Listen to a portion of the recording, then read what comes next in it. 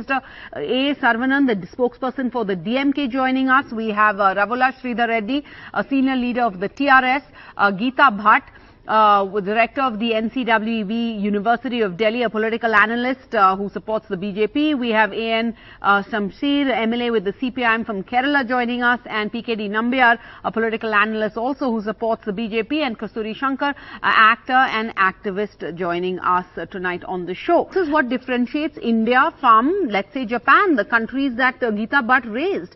We have, when the Olympics coming up, Japan was in a race against itself to try and get its youth to learn to speak English so that it could host the Olympics.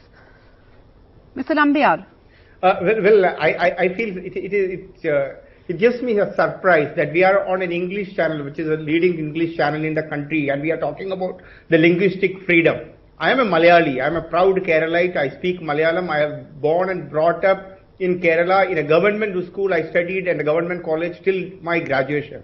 But I feel so proud and happy that when I came to Delhi, I was not known to Hindi. But learning Hindi has become an extra advantage for me to converse with everybody across the country. As you said in your own, this thing, 43% of our population speak Hindi in this country. Not only that, even this debate is not something like an Amit Shah has started. This is not a debate which started after the BJP came in, or this is a debate which has been there even pre-independent era. If Saravanan would be knowing that even during the C. Rajagopalachari, when he was the Governor General of the pre-independent India, even then there was some kind of a movement to make Hindi as a second language across the country, to make sure that the Indians converse in a particular language which bond everybody together. But that does not mean that you will not love your language. Nobody is going to take away your own language. Learning Saravanan speaks very good English. Does that make Saravanan Kasturi Shankar, all right, you made your point, Mr. Nambiar. Kasturi Shankar, have the times changed? I am a less Malayali. Have the times changed? We talked about the fact that we live in a globalized world. Would parents prefer to send their kids to English medium schools or a Hindi medium school? Are we ignoring the aspirations of young India? Is this questions to me, Sarah? No. Kasturi Shankar. Ma'am, could you unmute? Everybody who can afford it in India will send their kids to an English school, yes or no? If you had a choice between a Hindi school, Hindi medium of instruction, and an English medium of instruction, and you could afford both, where would you go? Mr. Nambiar, Ms. Bhatt, where do your children go? Do they go to the government mandated Hindi schools in Delhi? Mr. Nambiar, could you please answer that? 80% of India's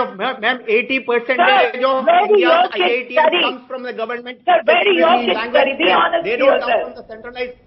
They don't come from the central school or the English medium school. What are you talking about? Mr. Nambiar, Mr. Nambiar, if you have kids, where do they study? What are you talking about? Learning an additional language is a benefit. Mr. Nambiar, please let her finish making her point. Amit Shah, the Home Minister. Mr. Nambiar, nobody can hear what's going on. I'm going to have to mute you then if you're going to be yelling like that, because we can't understand a word of what the guests are saying. Can you please turn down Mr. Nambiar's exodus? We're losing our students. Yeah, absolutely. Sarah, in fact, I wanted to start from where you end, your last comment that this is a professional course wherein they will be treating every patient. It's like one of the serious most profession. I think while I sympathize for all these students, they need to be accommodated to somewhere or the other way to make sure that their career is taken care. But it is also important to note that we have about 8 lakh plus people who participate on a NEET exam, and only 80,000 seats are available in Indian system. So most of the bright students who score a very good score even in the NEET do not get an admission in India.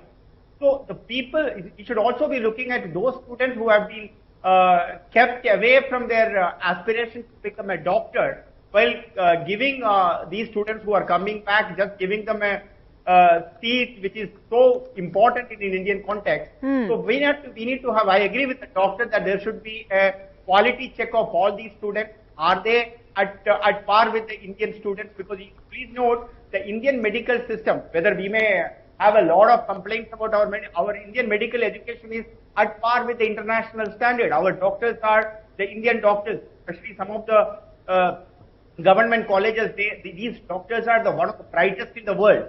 So, in fact, we need to have a very, very clear check. We should not be doing anything wrong to those millions of students who participated on a NEET exam for so many years. All right. And those students gone out who may not have even participated on a NEET exam, they may not have even qualified to become a doctor. Okay.